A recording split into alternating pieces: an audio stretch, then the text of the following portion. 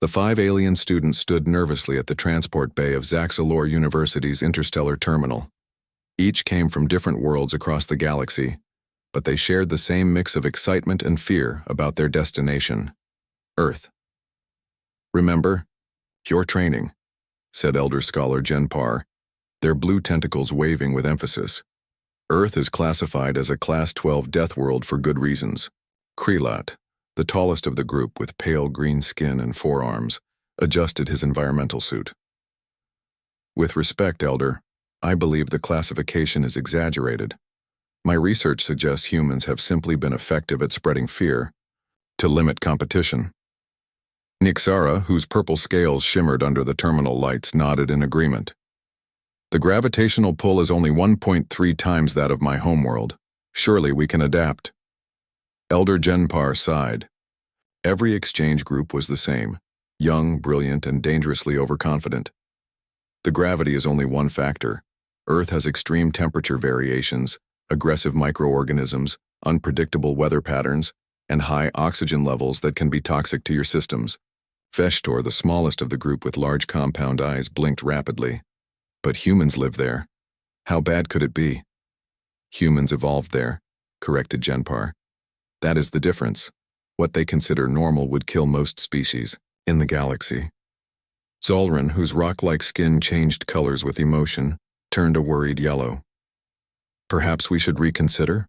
Miralux, the 5th student with translucent skin through which her glowing organs could be seen, placed a gentle hand on Zolran's shoulder. "We were chosen from thousands of applicants. This is the first exchange program with Earth in 50 years. We can do this." The terminal speakers announced their departure. Elder Genpar gave them each a formal bow. "You represent the best of our university. Learn, observe, but above all, survive." The journey to Earth took 3 standard days in the transport vessel. The students spent most of the time reviewing their human language skills and studying Earth customs. They watched videos of human activities that made little sense. People jumping from high places attached to fabric, diving into massive bodies of water, and consuming plants and animals that contained natural toxins. "They call this having fun," noted Krelat with 4 eyes widened in disbelief. The ship's AI announced their approach to Earth. The 5 students rushed to the viewing port and gasped collectively at the blue and green planet below. "So much water," whispered Nixara. On her desert homeworld, water was precious and carefully managed. "And look at those weather systems," added Veshtor, pointing at swirling white clouds, completely unpredictable. Their ship landed at the Special Alien Visitor section of O'Hare Spaceport in Chicago.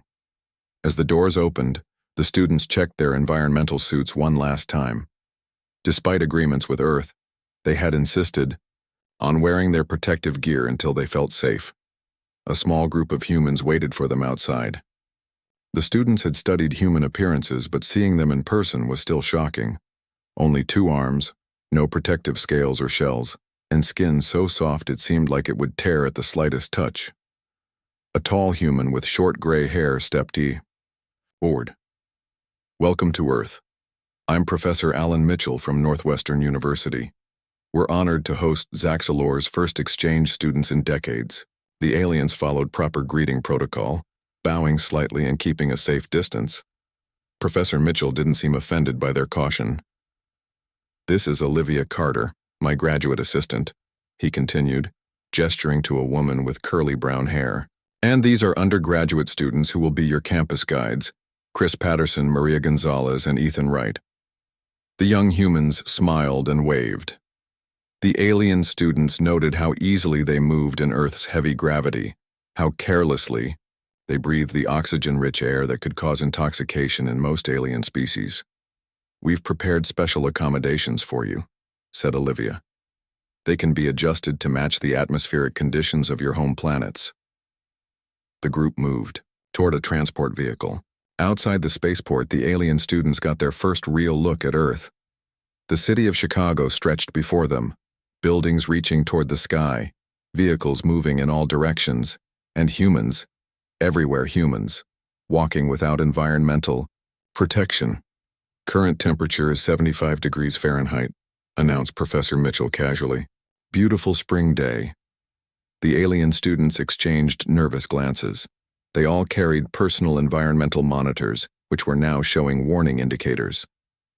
Degrees would boil the lakes on my world, whispered Miralux. And this humidity would drown my people, added Krelat, whose species evolved in extremely dry conditions. Their transportation arrived at Northwestern University, where a small crowd of curious human students had gathered to see the aliens. The 5 visitors stayed close together, overwhelmed by the sensory input, sounds of birds and insects, smells of plants and food, and the constant pressure of Earth's gravity. Their quarters were in a newly constructed building designed specifically for non-human visitors. Inside, they finally felt safe enough to speak freely. "Did you see how they just stand in the sunlight?" asked Zolrin, still yellow with worry. "The ultraviolet radiation levels are extreme." Veshtor was examining readings from outside. Their atmosphere is a cocktail of gases that would be considered pollution on most worlds. Nixara removed her outer helmet cautiously. The room's air had been filtered for their safety. And yet humans not only survive here, they thrive. Krelat was already setting up his research equipment. It defies scientific explanation. Their bodies must constantly fight just to exist. That evening, Professor Mitchell visited them for a briefing on their academic schedule. He noticed Krelat's labored breathing. "Are you all right?" he asked with genuine concern. "Just adjusting to your atmosphere," Krelat replied. "The oxygen levels are intense." Professor Mitchell nodded sympathetically. "Take your time adapting. By the way, there's a weather system moving in tomorrow. Nothing serious, just some rain and thunderstorms." After he left, the aliens frantically researched what thunderstorms meant. The results were terrifying. Electrical discharges from the sky, gasped Miralux. "And they call this nothing serious?" Zolrin turned a deep blue of fear. "Water falling from above? Like a planetary flooding?"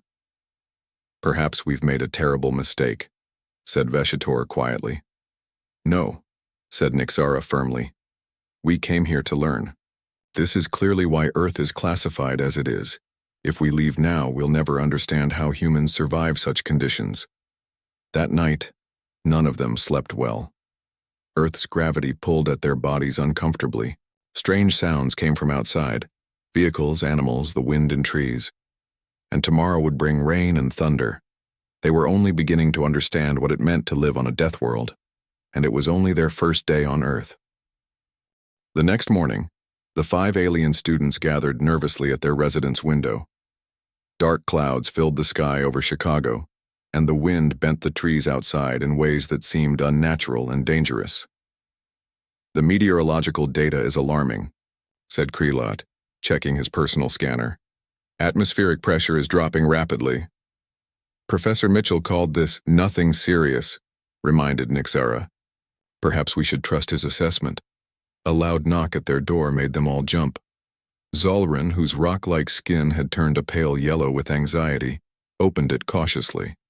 Olivia Carter stood there with a bright smile. "Good morning. I brought you all some rain gear." She held up several folded items. "These are umbrellas and raincoats." The aliens stared at the flimsy items with disbelief. "These are protective equipment?" asked Veshitor, blinking his large, compound eyes rapidly. "Against water falling from the sky?" Olivia laughed. "Well, they keep you dry, mostly. We're still having our field trip to the biology lab today. The rain shouldn't be too bad." After she left, Miralux examined the umbrella with her glowing hands. "This material would disintegrate instantly in an acid rainstorm on my world." "Maybe Earth rain is different," suggested Zolrin hopefully. They all agreed to wear their full environmental suits despite the human-provided rain gear. Better safe than dead, as the old Galactic saying went. The 5 students made their way across campus, huddled together under the strange umbrella devices. Around them, human students walked casually through the rain, some without any protection at all, some even deliberately jumped into puddles of collected water. "Are they testing the water for toxins?" whispered Krelat. I believe they're doing it for enjoyment, said Nixara, who had studied human recreational activities. A sudden bright flash lit up the sky, followed by a tremendous booming sound that shook the ground. The aliens froze in terror. "Electrical atmospheric discharge," shouted Veshtor. "Take cover." But the humans around them barely reacted. Some glanced up briefly, then continued walking and talking as if deadly energy wasn't exploding overhead. Chris Patterson, one of their student guides, jogged over to them. "Hey, you okay? It's just a little thunder and lightning." Just lightning?" stammered Zolrin, whose skin had gone completely white with fear. "Isn't that extremely dangerous?" Chris shrugged. "I guess so if you're hit directly, but that's super rare. Come on, we're going to be late for lab." At the biology building, Professor Mitchell was waiting with an excited smile. "Perfect timing. Today we're studying Earth's microbial life. I thought our visitors might find it particularly interesting."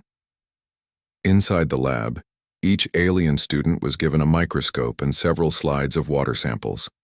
What they saw made them gasp collectively. "There are thousands of microorganisms in each drop," exclaimed Miralux, her organs glowing brightly with shock. "These would be classified as extreme pathogens on my world," said Krelat, carefully, keeping his 4 hands away from the slide. Professor Mitchell nodded. "Earth's water systems are teeming with life. In fact, the human body itself contains more bacterial cells than human cells." The aliens stared at him in horror. You have these organisms living inside you?" asked Nixara slowly. "Absolutely," said Professor Mitchell. "Our microbiome is essential to our health. We couldn't digest food properly without them." The aliens exchanged worried glances. Humans weren't just surviving on a death world. They were walking ecosystems of potentially deadly microorganisms. After the lab, they were invited to the university cafeteria for lunch. The smells that hit them as they entered were overwhelming. Hundreds of different food items being cooked, mixed, and consumed. "I've prepared a guide to human foods that should be safe for each of your species," said Olivia, handing them tablets. "But feel free to try anything that interests you." The aliens watched in fascination as humans filled their trays with incredible variety. Plants, animal products, processed items, all mixed together in ways that seemed dangerous. "That student is consuming 3 different species and 4 plant types in one meal," noted Veshtor, pointing discreetly. "And that one is adding chemicals to her drink," added Miralux, watching a girl pour sugar into coffee. Maria Gonzalez, another of their guides, joined them with a tray full of colorful foods. "Not hungry? The pizza is really good today." Zolrin, whose species could consume some earth foods, cautiously selected a simple apple. The others politely declined, deciding to stick with their own nutrient supplies. After lunch, they had free time to explore the campus. The rain had stopped, but the ground was wet and slippery. The aliens moved carefully, terrified of falling in Earth's crushing gravity. "Look at those humans," said Krelat, pointing to a group playing on the wet grass. "They're deliberately running and sliding on the ground." "Their bone structure must be incredibly dense," said Nixara. "A fall like that would shatter my leg." Bones.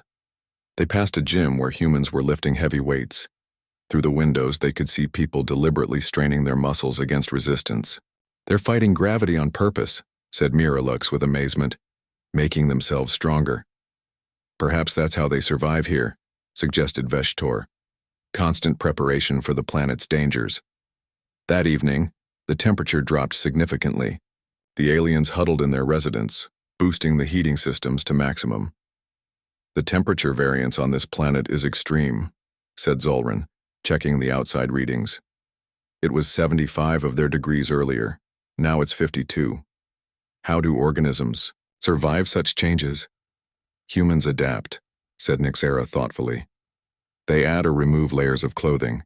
They build shelters with temperature control. They've engineered their way around their planet's deadliness." Later, Professor Mitchell visited them for a progress check. When he heard about their concerns, he smiled kindly. "I understand Earth must seem harsh to you, but remember, to us, your homeworlds would be equally challenging. Veshtor, the methane atmosphere of your planet would be toxic to us.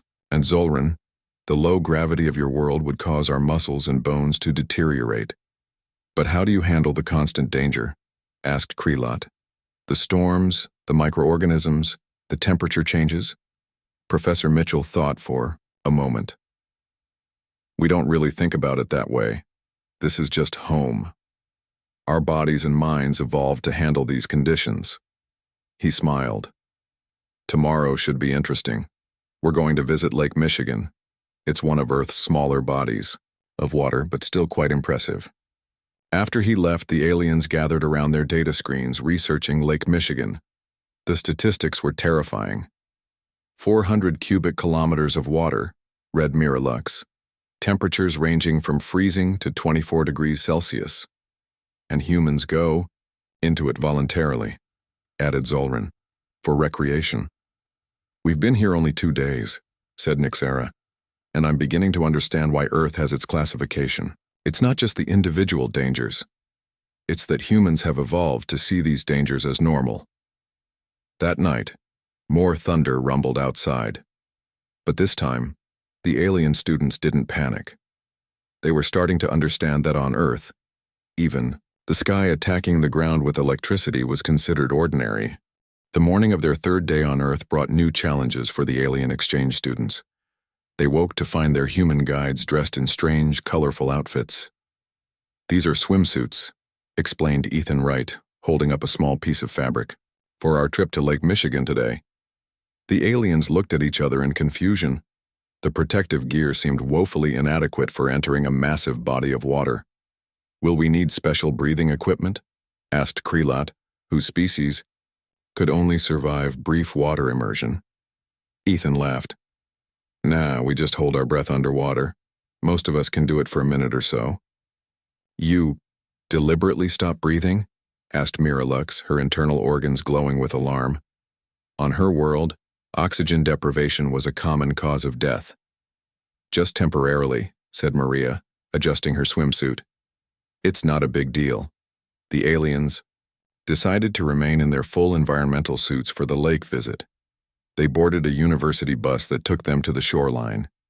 As they approached, the vast expanse of blue water came into view.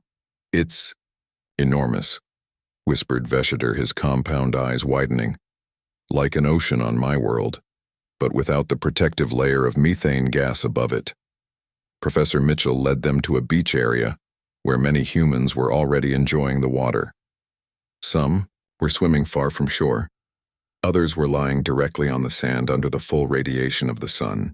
The sand is made of crushed rock and organic materials, explained Olivia, scooping up a handful to show them. It's actually quite comfortable to walk on.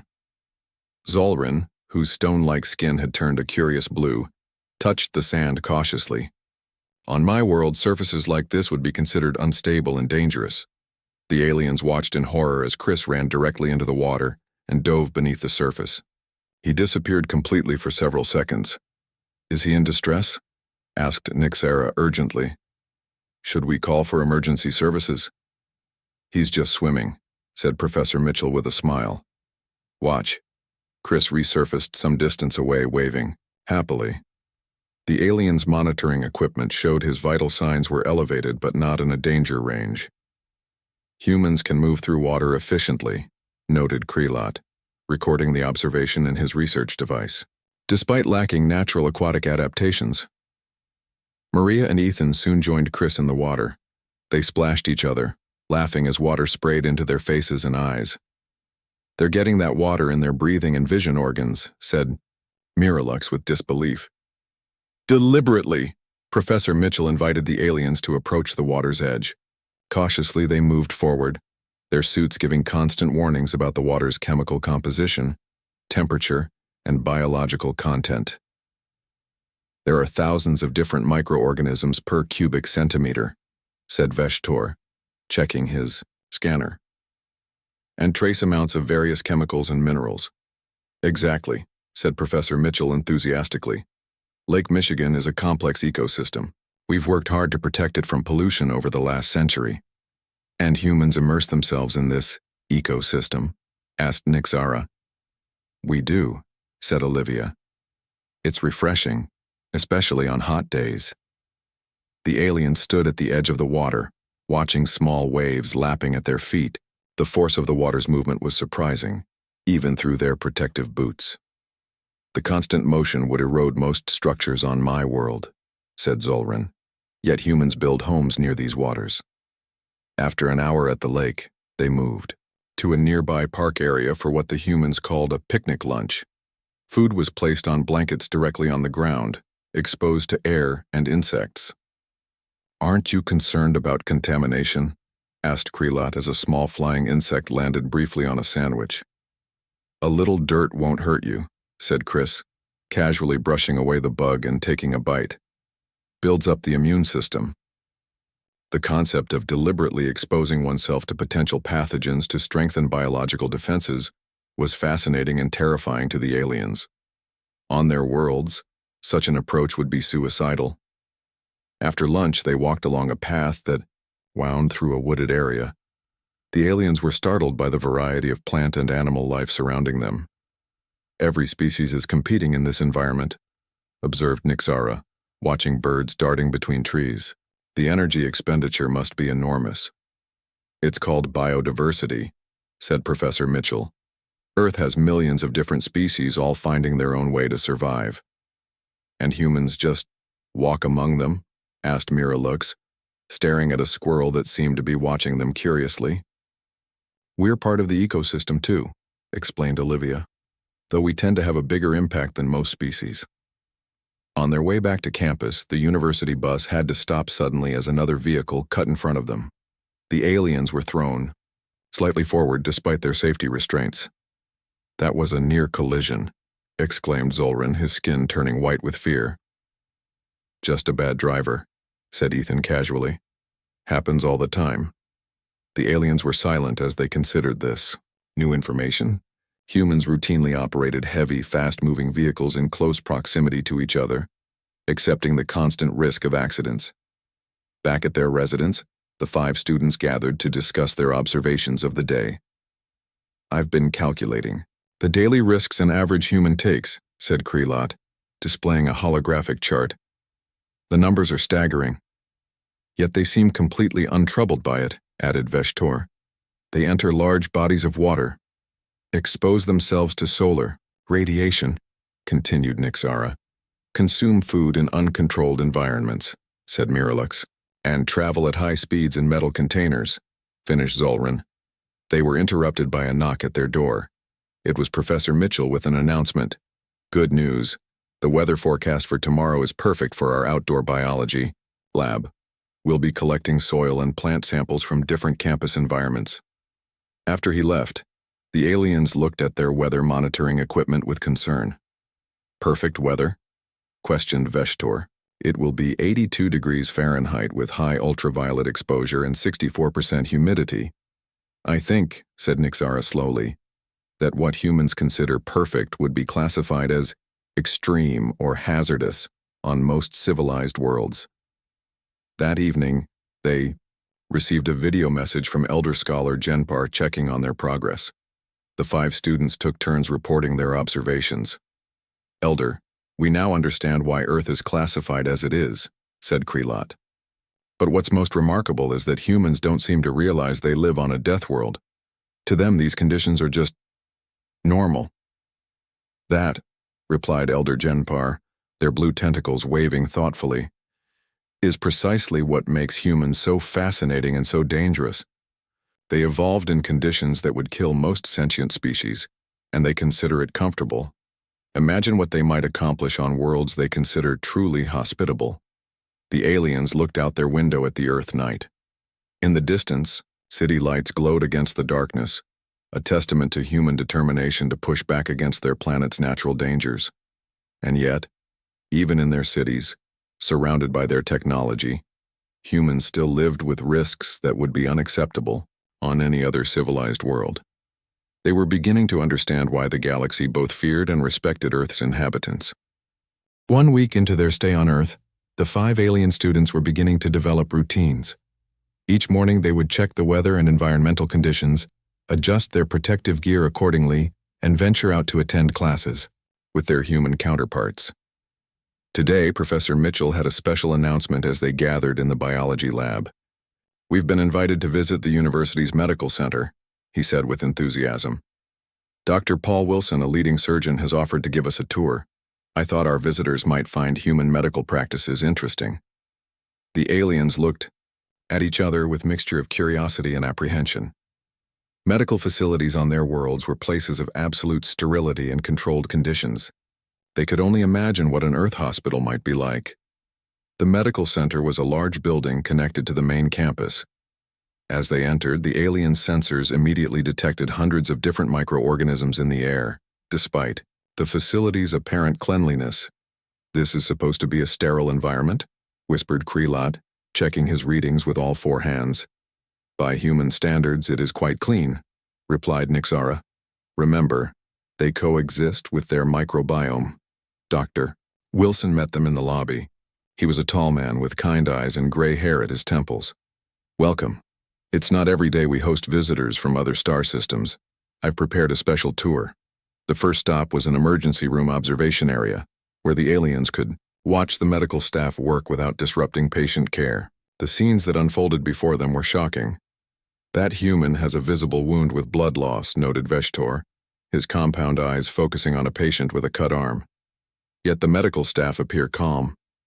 "Look at that one," said Mira Lux, her organs glowing with concern. "They are inserting a foreign object directly into the bloodstream." "That's an IV line," explained Dr. Wilson. "It delivers fluids and medication directly to the circulatory system. Very standard procedure." "On my world," said Zolrin, his skin turning a pale yellow. "Puncturing the protective outer layer would only be done in the most extreme circumstances. The risk of infection would be too great." Dr. Wilson nodded thoughtfully. "Human skin is remarkably resilient, but yes, infection is always a concern. That's why we have these." He showed them to a pharmaceutical storage area, where thousands of different medications were kept. "We have over 20,000 different approved medications," he explained. "Many are antibiotics that target specific bacteria." "You developed $20,000 chemical compounds to fight your planet's microorganisms?" asked Krelot in disbelief. "Well, not just for that," said Dr. Wilson. "We have medicines for all sorts of conditions. Pain management, chronic diseases, vitamin deficiencies. Humans can develop many different medical issues." The next stop was a physical therapy room, where patients were deliberately straining injured body parts under the guidance of therapists. "They're causing themselves pain," observed Nixara. "Deliberately." "It's controlled discomfort," corrected Olivia. "The strain helps the body heal stronger." "Fascinating," said Krelot. "They damage themselves to become more resilient." After the hospital tour, they returned to campus just as dark clouds began gathering in the sky. Their weather monitors gave urgent warnings of an approaching storm system. "We should return to our residence immediately," said Veshitor, looking at the sky with worry. "This appears more severe than the previous precipitation event." Professor Mitchell checked his phone. "The forecast shows a thunderstorm coming. It might get a bit windy, but nothing to worry about." Before they could reach their building, the storm hit with surprising force. Rain poured down in sheets, and powerful gusts of wind bent trees and sent loose objects flying. Lightning flashed overhead, followed by thunder that they could feel through the ground. "This is not a minor weather event," shouted Zolrin over the howling wind. His rocky skin turned bright yellow with fear. "This is a Category 3 atmospheric disturbance." The humans hurried them into the nearest building, which turned out to be the student union. Inside, other students were gathered, watching the storm through the large windows with casual interest. "The university will send an alert if we need to take shelter," explained Chris, shaking water from his hair. "But this is just a regular thunderstorm." "Regular?" repeated Miralux, her glowing organs pulsing with stress. "Your planet regularly attempts to destroy your dwellings with wind and water?" Maria laughed. "I guess it does sound bad when you put it that way, but our buildings are designed to withstand these conditions." Suddenly the lights flickered and went out. The room was plunged into semi-darkness, lit only by the flashes of lightning outside. The aliens froze, expecting panic, but the human students simply took out their phones for light and continued their conversations. "Power outage," said Ethan casually. "Happens sometimes in big storms. Your primary energy distribution system has failed and you're not concerned?" asked Krelot. "Backup generators will kick in for important places like the hospital," explained Olivia. "The rest of us can manage without electricity for a little while." The aliens huddled together at a table processing this new information. On their worlds, loss of environmental control systems would be a dire emergency, requiring immediate evacuation. Here on Earth, humans simply adapted and waited. After about an hour, a loud cracking sound came from outside. Everyone moved to the windows to see that a large tree had fallen across a campus walkway. "Destruction of major plant life," noted Veshitor. "The biological impact." "The grounds crew will clear it tomorrow," said Professor Mitchell. "Trees fall sometimes, it's part of nature." As the storm began to subside, the university sent a message that all evening classes were canceled due to the power outage. The human students cheered. "They're celebrating the disruption?" asked Nixera. "Free night off," explained Chris with a grin. "Maybe we can get everyone together for board games or something." Later, as they walked back to their residence through puddles and debris, the aliens noticed humans already out repairing damage. Workers were removing fallen branches, checking electrical lines, and pumping water from flooded areas. Their response: "Time is impressive," noted Krelot. "They must have extensive emergency protocols. They've adapted to the planet's hostility by learning to repair damage quickly," said Miralux, "rather than preventing damage entirely, which might be impossible here." Back in their quarters, the 5 students gathered to update their research files. The power was still out, but their own equipment had independent energy sources.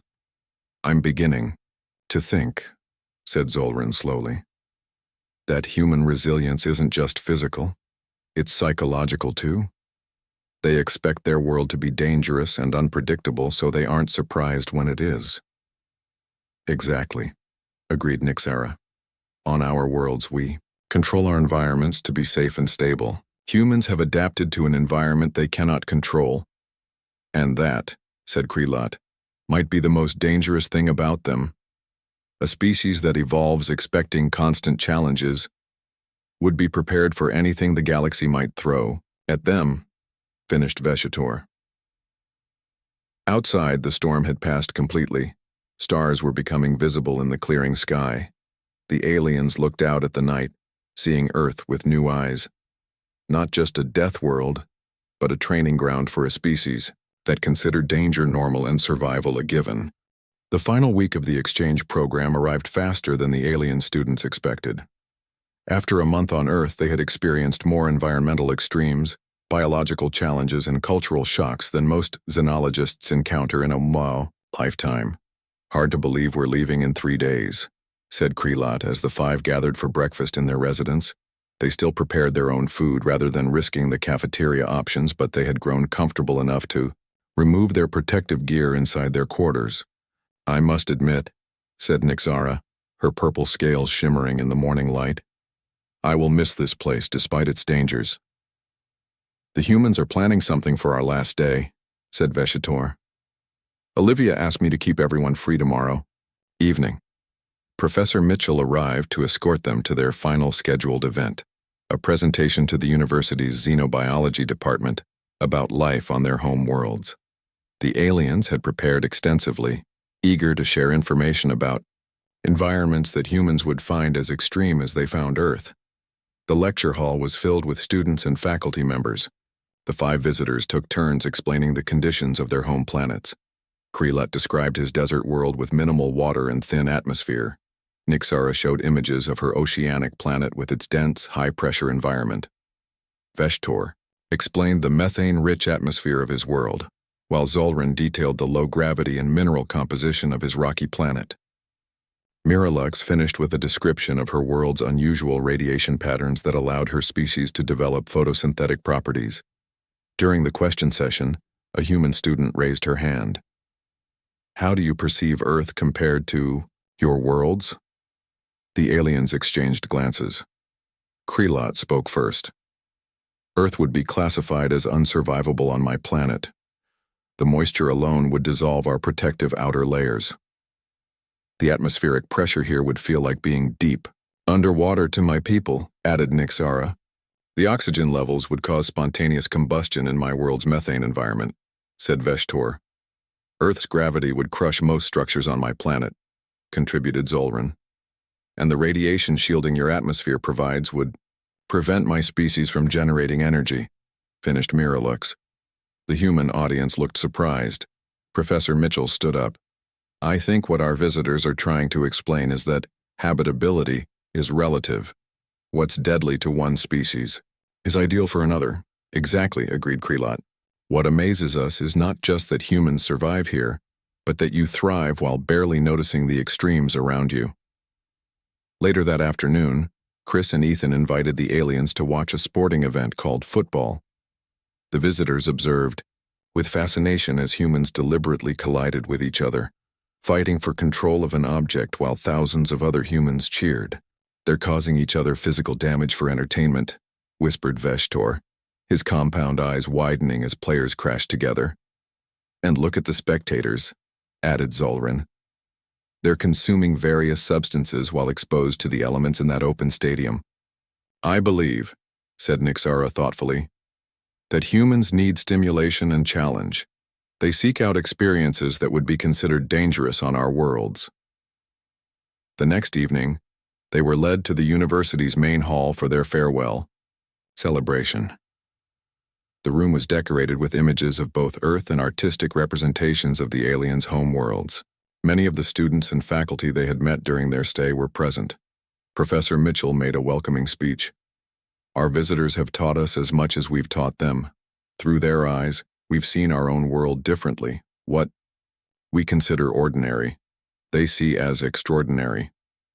The university president presented each alien with a certificate and a small Earth globe as a memento. When it was their turn to speak, Krelot represented the group. We came to Earth, expecting to find a harsh, barely habitable world, he said.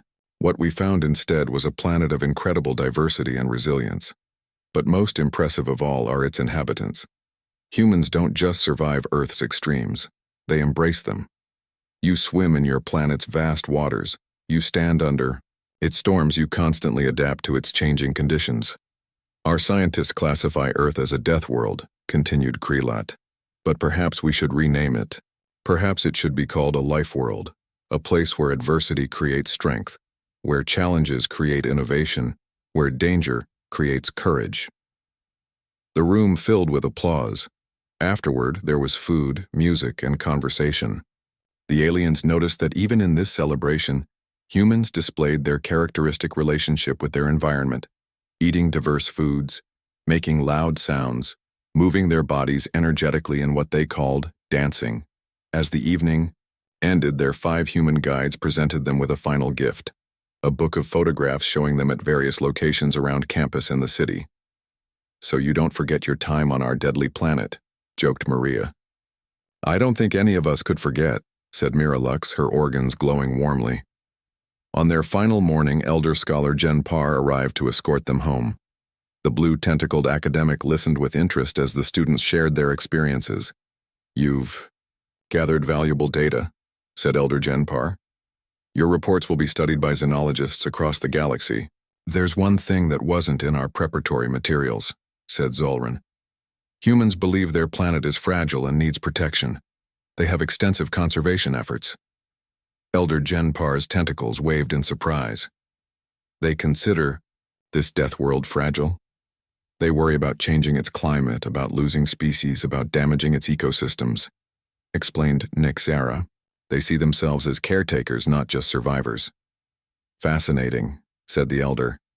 A species shaped by extreme conditions, yet concerned with maintaining those very conditions. At the spaceport, Professor Mitchell, Olivia, Chris, Maria, and Ethan came to say goodbye.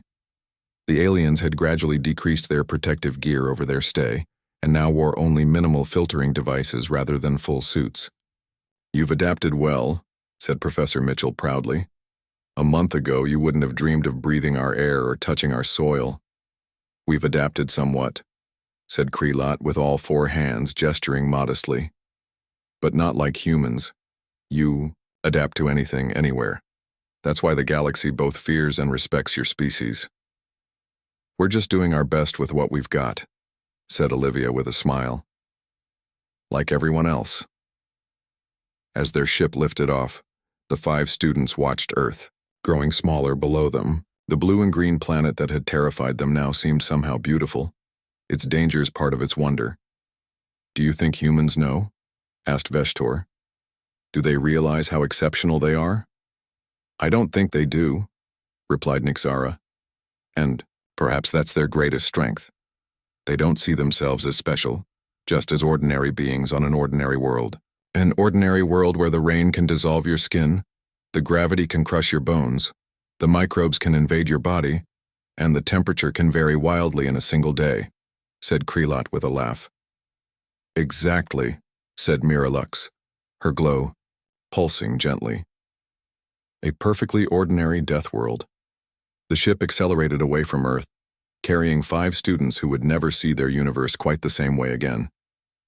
Behind them, on that blue-green world of beautiful dangers, humans went about their daily lives, working, playing, loving, and learning, blissfully unaware that simply surviving made them some of the toughest beings in the galaxy.